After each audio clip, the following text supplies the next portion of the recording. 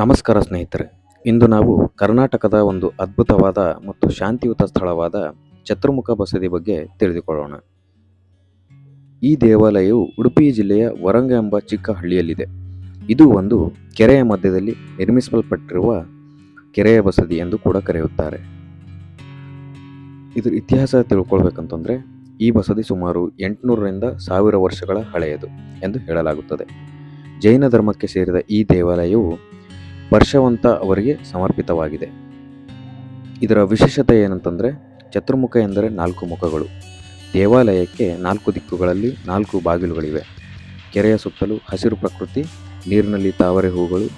ಇದು ಧ್ಯಾನಕ್ಕೆ ಮತ್ತು ಮನಸ್ಸಿಗೆ ಶಾಂತಿ ನೀಡುವ ಸ್ಥಳವಾಗಿದೆ.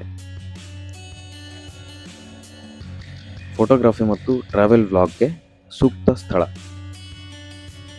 ಹೀಗಾಗಿ ಸ್ನೇಹಿತರೆ, ನೀವು ಕರ್ನಾಟಕದಲ್ಲಿ ಒಂದು ವಿಭಿನ್ನ ಹಾಗೂ ಶಾಂತಿಯುತ ಸ್ಥಳವನ್ನು ಹುಡುಕುತ್ತಿದ್ದರೆ ವರಂಗದ ಚತುರ್ಮುಖ ಬಸದಿ ತಪ್ಪದೆ ಭೇಟಿ ನೀಡಿ.